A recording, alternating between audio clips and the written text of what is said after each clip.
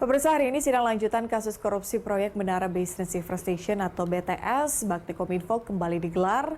Dan untuk mengetahui lebih lanjut terkait dengan jalannya sidang, kita sudah bersama dengan reporter Ihsan Ali serta juru kamera Kowel Yosef. Selamat siang Ihsan, apakah sidang saat ini sudah dimulai dan apa poin-poin yang bisa disampaikan terkait dengan persidangan hari ini? Ya baik, selamat siang Patricia dan pemirsa BTV. Sidang lanjutan kasus korupsi dari pembangunan Menara BTS Bakti Kominfo yang melibatkan 3 terdakwa yakni ex-Menteri Komunikasi dan Informatika Johnny Gerard Plate, ex-Dirut Bakti Kominfo Anang Latif dan juga tenaga ahli dari Human Development Universitas Indonesia Yohan Suryanto telah digelar sekitar pada pukul 10:20 waktu Indonesia Barat. Pada saat ini sidang masih berlangsung dengan mendengarkan dari 11 keterangan saksi yang dibawa oleh Jaksa Penuntut Umum atau JPU. Saksi ini sama seperti saksi sebelumnya pada sidang Kamis 3 Agustus lalu, namun ada tambahan.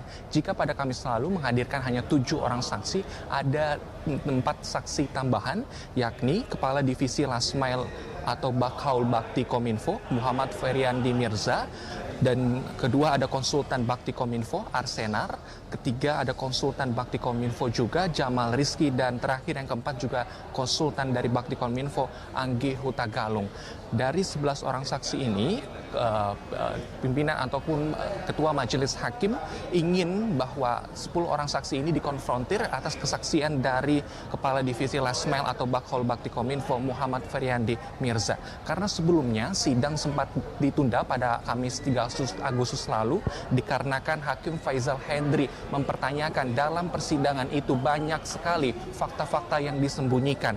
Salah satunya yakni ada kejanggalan terkait dengan percakapan antara tenaga ahli Project Manager Unit Bakti Mariulis dengan saksi Feryandi Mirza terkait dengan percakapan melalui pesan WhatsApp yakni keep silent atau tetap diam. Hakim pun menegur penasihat hukum dari terdakwa Johnny Gerard Plate yang dinilai bertele-tele dalam mengajukan pertanyaan. Tadi saat dimulai, Hakim langsung menanyakan kepada Feryandi Mirza apa yang dimaksud dengan keep silent.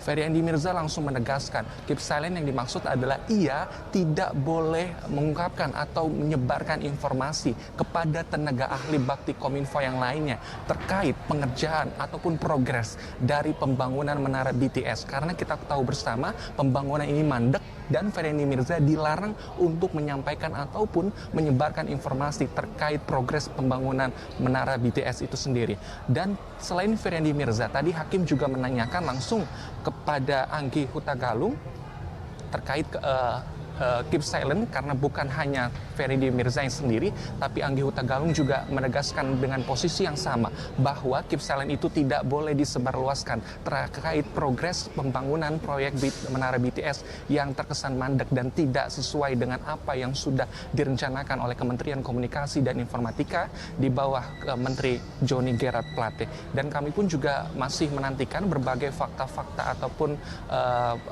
materi yang terbaru yang disampaikan karena ini adalah 11 orang saksi dan 11 orang saksi ini langsung dipaparkan di muka sidang tanpa bergantian dan Hakim pun juga secara terbuka bahwa jaksa penuntut umum maupun dari penasihat hukum bisa menanyakan terkait dengan apa yang menjadi ataupun apa yang ingin diberi kejelasan utamanya terkait materi persidangan yakni korupsi Menara BTS. Dan kita tahu bersama juga Kejaksaan Agung juga sebelumnya telah menetapkan 8 orang tersangka dalam korupsi proyek Menara BTS dan khusus untuk Johnny Gerard Plate ex-Menkominfo ini dijerat dengan pasal berlapis yakni pasal 2 dan pasal 3 Undang-Undang Tindak Pidana Pemberantasan Tindak Pidana Korupsi dan dengan maksimal hukuman penjara seumur hidup atau paling singkat 4 tahun dan paling lama 20 tahun dan ada pula ancaman hukuman denda paling sedikit 200 juta dan paling banyak sebesar 1 miliar rupiah.